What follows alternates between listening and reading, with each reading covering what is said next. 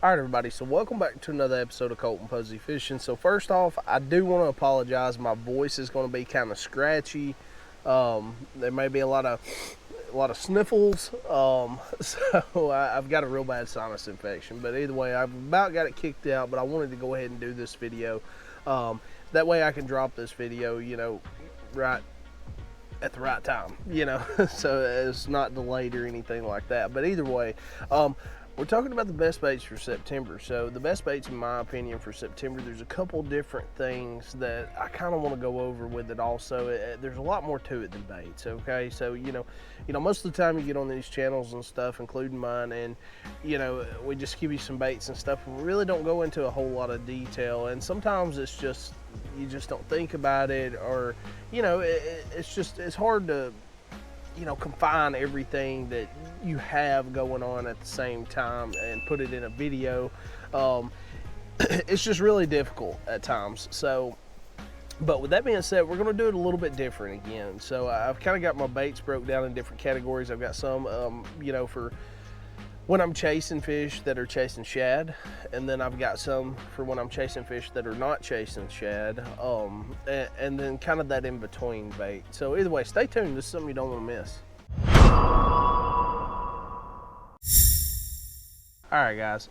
So the first bait that I particularly want to talk about is, the baits that we would typically be using to catch fish that are chasing those shad. So, this time of year, especially going into fall and all that, we're typically going to be chasing those fish that are schooling, and they'll be schooling scattered and everything else. They'll be grouped, they'll be scattered. You'll have the nomads out there just roaming in the middle of the lake. You'll have the fish around the points. You'll have the fish around docks, anything, channel bends, anything like that. They're really going to be in very predictable areas, but they're really, really chasing. So, to counteract that, you've got to understand, coming out of the dog days of summer, these fish, they've just got pressured. They've got beat up with crankbaits. They've got beat up with everything else. So, you really got to narrow it down to like what they're eating. It's got to be as close as you can possibly get it. So by saying this, I want you to understand these colors that I give you. Don't just go out and buy the colors that I say, hey, go buy, for instance, I'm smoking shad, okay? Don't just go buy smoking shad, check and look like what kind of bait fish you have in your home lake or your river system. Google it, and then try to match the color as close as possible, because if you got giant gizzard shads, this smoking shad's not really going to do you a whole lot of good on your lake. So make sure you do your research, but the baits, really pay attention to the time and the places, okay? So the first one I want to jump into, this is one that I've been talking about here for the past month. This is that dart head. But if you notice, the dart head's a little bit bigger. I'm going with the bigger dart head this time, so I'm going with the 1/4 ounce. And simply because that way I can make a longer cast and I can burn this bait a lot quicker. So what I'm doing, I'm throwing that bait out there, and as soon as it hits the water, I'm tight lining it, but I'll make like 3 or 4 quick reel turns and then just kind of pull. And typically they're going to hit it right after you go to burn it again. But it's just making that bait kind of dart off. Now, what I put on this bait is very, very similar to what I've talked about, the smoking shad, okay? Zoom tiny fluke, not necessarily the smoking shad, but you can get a green pumpkin, you can get a watermelon, whatever color you want. But I use the tiny fluke for a reason. It's super small, and most of the fish in my area are either eating herring or they're eating the threadfin shad. So with that being said, if I'm targeting fish that are eating blueback herring, I'm not going to use the tiny fluke, okay? I may go to a regular size fluke, because most of the time the herring that they're eating in my area is going to be anywhere from 3 to 6 inches long. So that's a lot bigger than this. But either way, if you're fishing a threadfin shad fishery, try out the tiny flukes. Now, even if you're fishing a gizzard shad fishery and maybe they're used to seeing those bigger profile baits and you want to downsize your bait, but you may want to leave the bigger head on there. Now, here's another key. This is a sneaky little detail I want to tell y'all about. I found this bait. I don't know where you buy it, but I bought it at a local tackle store close to my home. It's called Blaze. It's called a live wire shad. I'll try to find it on the internet. All the baits will be linked down in the description as always. but it's called a blaze shad. And dude, this thing closely mimics the threadfin shad almost to a T. And it kind of looks like threadfin shad has been chewed on a little bit. So it really works. It's got a wild boot tail. It's got the weight inside, and the weight's kind of painted, you know, so it kind of got that finish, and then it's got, you know, kind of like the hover rig hook. But either way, you know, you can take this and put this bait on that same setup, that real light setup, and cast that bait out there and then just slow reel it. Because, I mean, all this thing's going to do is go through the water and then just kick. But, you know, I found this bait and I was like, hey, I'm going to give it a shot. They hammer it. They hammer it. It's a pretty cool little bait. You can't reel it too fast because it tries to roll. So, you know, you kind of got to slow reel it. But either way, you know, that's a sneaky little bait also to fish those really heavy pressured fisheries that I'm sure y'all are used to fishing, that like I fish all the time. But now for my setup, that's the key. This is the same rod that I talk about all the time, the Powell Mistake rod. Buy whatever you can afford. I would highly suggest, if you can go with it, if you know, if you're in the market for a higher end rod, check out the Taku series from Thunderhawk Lures. The rest of mine's on the way, but for casting rods, the thing is sweet, okay? It's extremely light, and like I always say, guys, buy whatever you can afford. But if you are in the market for a higher end rod, I highly suggest going with the Taku. But there's a lot of great brands out there also. But either way, you know, this is the extra fast, or light extra fast action Powell Mistake rod. You know, it's just got a lot of give to it. I'm running that 6 to 8 pound test. I rarely ever go to 6 pound test. I mean, ever. But 99.9% of the time, I'm running 8 pound, okay? Because that's like that perfect medium for me that I've found personally, that works on my clear water lakes, that works, you know, on river systems and stuff. So I typically stick with that 8 pound test. But I'm going, you know, 10 pound braided line to the 8 pound fluorocarbon leader. If you don't know how to tie a leader knot, it's super simple. I've got a video on it. Make sure to check that out. But either way, that's going to be my first setup for September. All right, so now my second, the second bait that I want to talk about is one that, I mean, it's really well known during the winter time, especially on spotted bass fisheries. But I don't really hear a whole lot. I think Tactical Bassin talked about it in a video I watched a while back. I think it was Tactical Bassin. If you know, let me know down in the comments. But either way, you know, this is a great bait for not only, you know, winter time, but that summer and fall. But I do it a little bit different during the fall. So, you know, I'm running a 1/4 ounce underspin. It's got the little blade on it, obviously. But I'm putting the 3-inch Rapala City Crush Mayor, or Crush City Mayor, whatever. Yeah, Crush City Mayor. Oh, it's this bait right here. But I'm taking and putting the Mayor on there.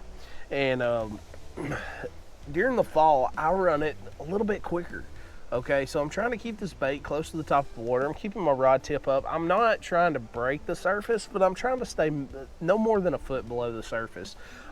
Because a lot of times you'll notice, you go out on your lake and just when you start seeing these bass school and stuff, just take and, you know, really just look around, just with your eyes, just look around and see. You'll see the bait fish. They're swimming like, you know, just 6 inches below the surface, and that's what I'm trying to mimic with this. But that blade just gives a little bit of vibration in the water, gives a little bit of that flash and stuff like that. This particular color, I think this is the green shad or something like that by Rapala, but you know, it gives it's got some glitter and stuff like that in it, so I think it kind of breaks that apart and kind of makes it look like a little school of fish going through the water. But either way, I have great luck with it. But you know, this underspin head, this is by G Money Jigs. I don't really know where you can buy the G Money Jig ones besides at local stores, and you can go to their website to check that out. But you know, if you've got another underspin head, drop it down in the comments below, because this is the underspin heads that I use. I'm not familiar with any other underspin heads. I've just always used these. So but either way, if you don't mind, just somebody drop a comment down below, you know, just a good underspin head. That way, you know, somebody can go look it up or something like that. But if you can find them, G Money Jigs makes a great underspin head. Now, my setup, this is very important. 7-foot medium moderate action. I like a 7-foot, that way I've got that length and I'm making super long casts. So I'm not just using this for underspins, I'm using it for my light line swim baits also. So, you know, if I'm throwing that 3 8-ounce head and I'm making a super long cast out there, I need some extra rod. That way when I go to pull and set the hook on the fish, it takes up that line.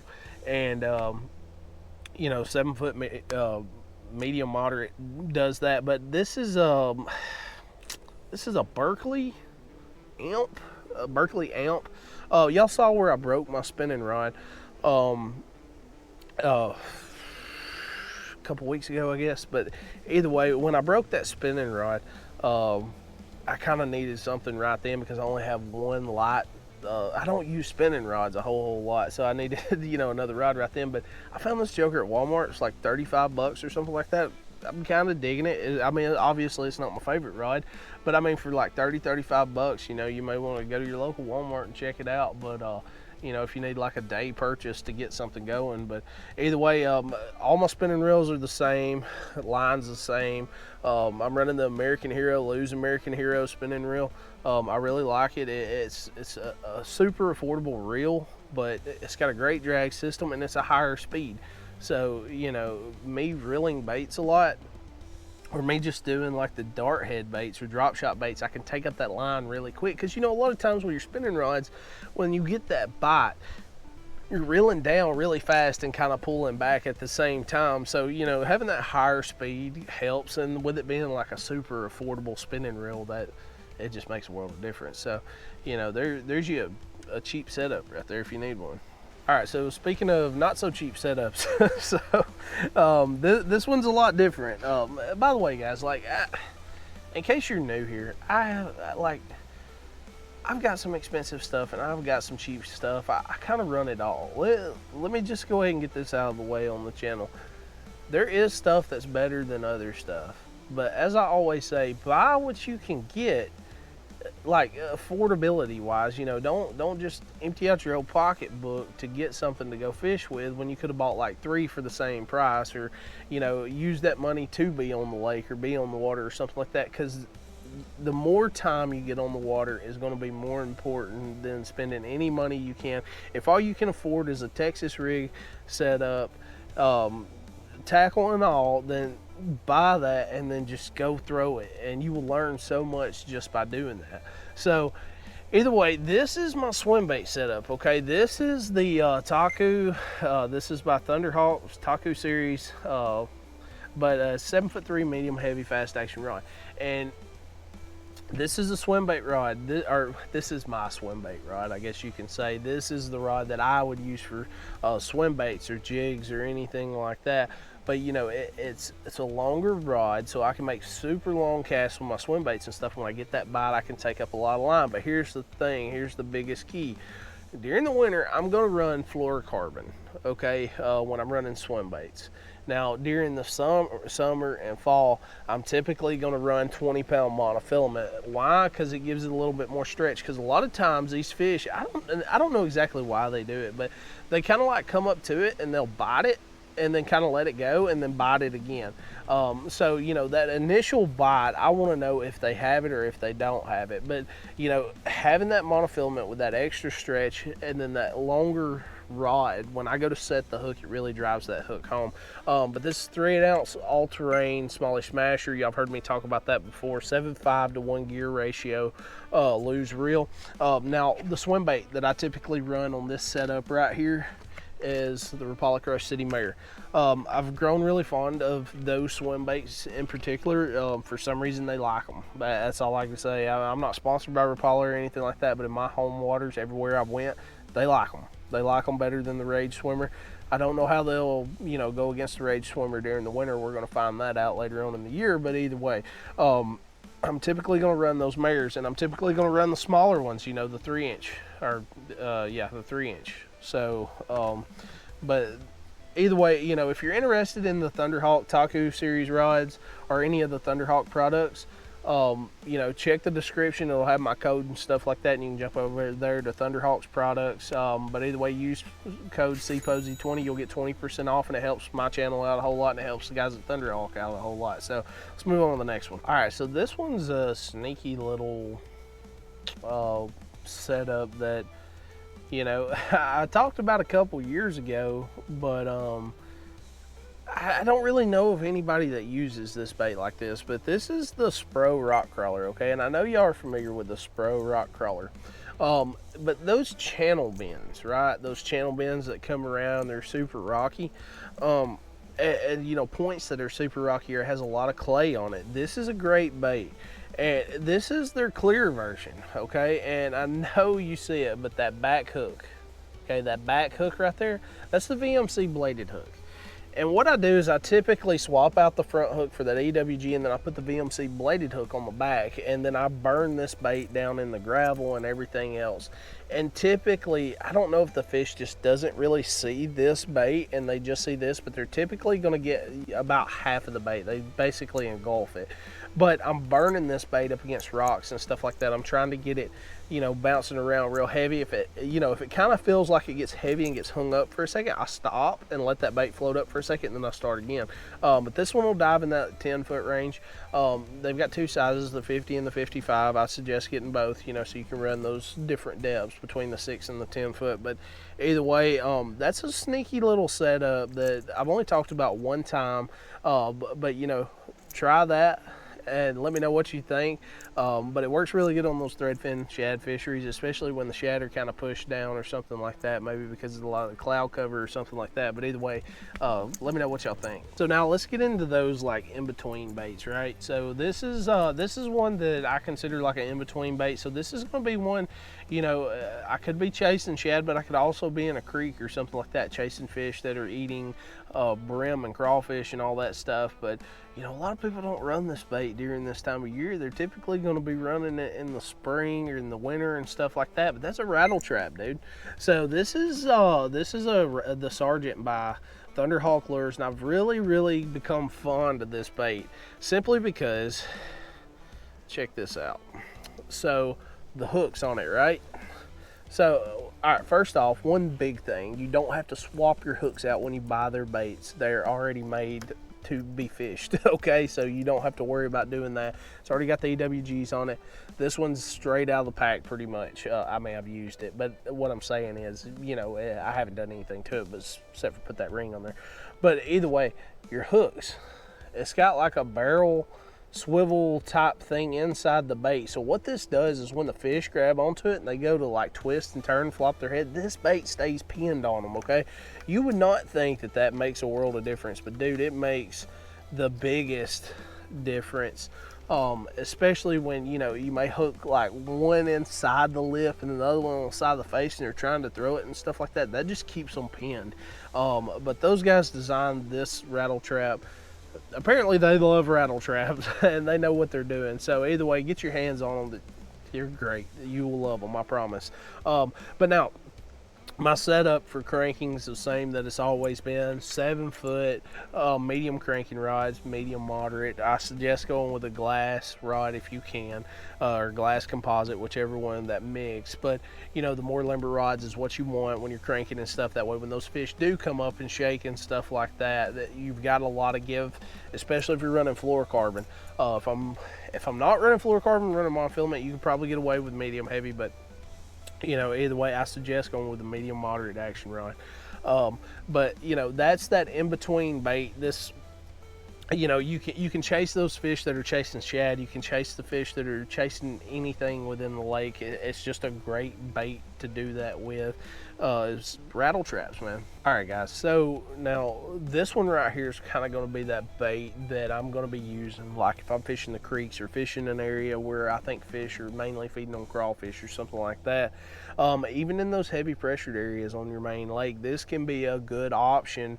You know, kind of depending how your lake or your river system sets up. But this is typically one that I really like to use up in creeks and stuff around, you know, brush and all that. But this is a Yum pumpkin head, and some of y'all may remember me talking about this bait and stuff, but you know, it's kind of got that flat head, and then the horizontal line tie and stuff with the screw lock EWG hook. But you know, I'm typically going to be running a dinger on that young pumpkin head, and you just rig it up like you do a shaky head, but it's a very, very subtle action bait that they can't stand for some reason. I have no idea. I can't remember exactly how I got put on to that technique in particular, but I'm using it like I do a jig. So, you know, I'm throwing it out there, I'll shake it, you know, I'll kind of drag it, or I will pop it like I'm popping, you know, a jig, or stroking a jig, as some people call it. But, you know, it's a great, great technique that I just don't think fish see a lot. They see the shaky heads and stuff a lot, but it keeps that, you know, dinger standing up for just a second, and then it kind of falls, and by the time you move it, or if you're dragging it, it kind of keeps it like scooting across, like it's sitting up, and the dinger's just kind of going like that across the top. And dude, they hammer it. It's a great technique. But I'm running it on like a jig setup, so that 7'3" medium heavy action rod. I'm going, I think it's 7.5 to 1 gear ratio. It's a little bit higher speed gear ratio, but the reason I do that is a lot of times, like I've noticed a lot of times with that pumpkin head, you typically get bigger bites with that. I guess because it's a bigger profile. You know, the dingers or the Senkos, whatever you want to call them, they typically get big bites. And a lot of times those big ones, I guess they just suck it up, and you don't really feel anything. You kind of just pick up your lines going, you know. So I like to use that 7.5 to 1. That way I can catch up to them really quick. You are going to lose some power, but either way, you know, it's just, that's my perfect balance. Play with it however you want to, but that's how I set it up. So let's go on to the next one. All right, guys. So this one right here, y'all hear me talk about jigs all the time. This is another jig that I like to use, and no, it's not a G Money jig. This is the War Eagle Heavy Finesse jig, okay? They have several different colors. I have their green pumpkin. This was like a green pumpkin with some June bug in it, and I really like June bug, especially towards the end of summer and especially into the fall and stuff. June bug just seems to work really good in my areas and stuff, but it's got that green pumpkin and the June bug on the back. But the War Eagle Heavy Finesse jig is perfect for flipping up in brush tops. It's perfect for, you know, getting in like super deep, heavy cover, because it's got such a thick weed guard on it. I mean, it's super easy coming through cover and stuff. But, you know, you can fish it in those open areas. It's super easy to skip, just like the G Money jigs is. But, you know, it's a good, cheap, effective jig that I like to use a lot. You know, I would say go with this, or if you're going with a round head jig, I would say go with this, or go with the balling out jig. The one that Gerald Swindle made famous, just because of the 90-degree line tie. I do like the 90-degree line tie better, but I get a lot more bigger bites off of the War Eagle Heavy Finesse jig for whatever reason. I'm not exactly sure, because they look very similar. But you know, I'm fishing this the same way, man. I'm throwing it up into, you know, treetops and stuff like that, shaking it, popping it, doing several different presentations, trying to figure out what the fish want. And then I typically take like a Yum Christie crawl. I, you know, bite about half of it off and then slide it up on the hook, butt it up there. But that's typically what I throw. You know, anytime I'm fishing heavy cover. Now my setup's going to be the same: 7'3" medium heavy, 7.5 to 1 gear ratio reel, but I'm running 15 to 20 pound fluorocarbon. In this case, 20 pound fluorocarbon. But you know, sometimes, especially if you're fishing clear lakes, you're going to have to drop down to 15 pound fluorocarbon. But either way, let's move on to the last one. This one's pretty neat. All right, so this one right here is a little trick I picked up a while back. And wanted to share with y'all, but I really wanted to test it out first. And I've been testing it out for months and months and months now. And I've really noticed a big difference in the way that I fish flukes. And I'm not saying don't fish with the EWGs or anything like that, like your standard Texas rig, like you're going to fish with a fluke, but we're going to talk about fluke fishing in the fall, or well, pretty much going into the fall. But you know, the EWG hooks, it seems like a lot of times, especially this time of year when you get into summer and stuff, the fish don't really get it. They just kind of swipe at it. It's kind of like they're popping it, trying to stun it. And I think that happens a lot of times, because if you notice, like with the top water, sometimes they'll come up and they'll blow up and miss that bait, right? And then you'll pause for just a second, and then they'll come back and get it. either right when you go to move it, or you know, before you can even move it, they'll come back and get it. And I think a lot of times they try to make it easier on themselves to eat what they're trying to eat. Maybe they're trying to stun it where they ain't got to worry about chasing it so far or whatever. But I think they kind of do that with the Fluke, and you know, sometimes using that EWG hook kind of messes that up. But this is my Fluke setup. It's a 6'6" medium all-star graphite rod. This is like a 1998 model or something like that. It's the PT66M Pro 2, old school, man. This was my mom's rod that she used a lot when she was alive, and I got it from my stepdad a while back, and dude, I love it. I went with the cheapest reel you can buy too, the Black Max. It's perfect for this setup. So, you know, with the Fluke, I'm going with a slower gear ratio. I'm running 20-pound monofilament, and the reason for that is because a lot of times, especially during the spring and stuff, these fish will get up in brush or up under docks and stuff where there's dock lines and everything else, and I want to be able to get those fish out super quick.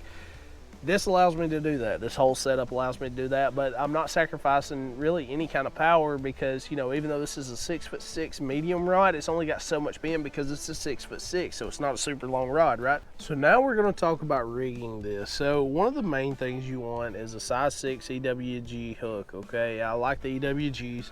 And then you want something like a brim hook, like a panfish hook, octopus hook, anything like that. And what I'm going to do is I'm going to take my hook and I'm just going to run my line through my hook just like that. We're not tying it or anything. Then we're going to take our Fluke and we're going to run the head of this bait, or the head of this hook, down through the head of the bait, and then we're going to pull our line all the way through just like that, and you'll get your line coming out the bottom end there. Now I'm going to pull my line out. Oh well, I forgot about it. This is an older Fluke. I done ripped it all to pieces. But either way, you know, your line will come out the bottom of it. And then you're going to tie your EWG hook on. Once you tie your EWG hook on, what I typically do, I pull it up a little bit. And then I'm going to hook that EWG about midways in the bait. Just like that. And then it's just going to come through the water just like that. I didn't take the time to tie it or anything like that, but y'all get the gist of it. Once you get the line through it, tie it to the EWG, and then the EWG is going to hook inside just like that. Now you can hook it further back, and sometimes I do, but I've kind of noticed if I keep the hook towards the front, the bait tends to nose dive as I work that bait, so it'll start actually, you know, kind of diving down and, you know, doing that jerk down. Now I've noticed if I hook it towards the middle, it's going to kind of stay closer to the surface and it's going to sink more flat, just like that, okay? But I have noticed the closer you hook it to the head, the faster it's going to kind of fall down, and when you go to jerk it, it's going to dive down and stuff like that a lot more. But, you know, just move your hook around, play with it a little bit, kind of see what the fish want. That's what I've been doing. It's worked out great. But either way, guys, those are, I mean, that's the baits that I'm typically going to run in September. Now, there is exceptions. And, you know, this is a community where we learn. So if you run into one of those exceptions and something's not working and you're not sure what to do, come to the channel, you know, drop a comment down below. I'll be glad to help you any way that I can. There's so many members on this channel that are great when it comes to, you know, discussing fishing stuff with each other. I've noticed that in the comments really over this past year. You know, people freely dropping information, which is amazing. It helps us all grow as anglers. But so, you know, I challenge you guys too, you know, next time you get on the water, you know, you see somebody struggling, try to help them out a little bit. Try to help them, you know, figure out, you know, something on the water, help them catch fish, keep them interested in fishing. It's just something we can do as anglers to help each other grow. And, you know, you never know, they may teach you something while you're out there. So, you know, that's one thing you can do. But either way, guys, I'd appreciate it if you go over to Thunderhawk Lures. They got all different kinds of hard baits, rods, all different kinds of stuff. They even got nets in now. So, you know, check that out if you need a net, rubber net, you know, so you're hooks are not going to get tangled up in it and all that. But when you go to checkout, type in CPosey20 and they want to give you 20% off of your order just for using that code, and it helps me out a whole lot. It helps those guys out a whole lot. But either way, guys, I appreciate it. If the video helps you, make sure to like, subscribe, comment down below if you have any questions or you just want to chat fishing. I love talking to you guys about fishing, so I appreciate it. If you want some new shirts, new duds, make you look good while you're out and about talking to everybody, people talking to you, go to my Facebook, Instagram page. TikTok, I think's got it on there too, but you know, you can check out my new shirts and stuff like that. They got some cool logos, or you can just get, you know, just the regular logo like I wear when I'm filming and stuff. But you know, you order one of them, $25 for a hat, $25 for a shirt.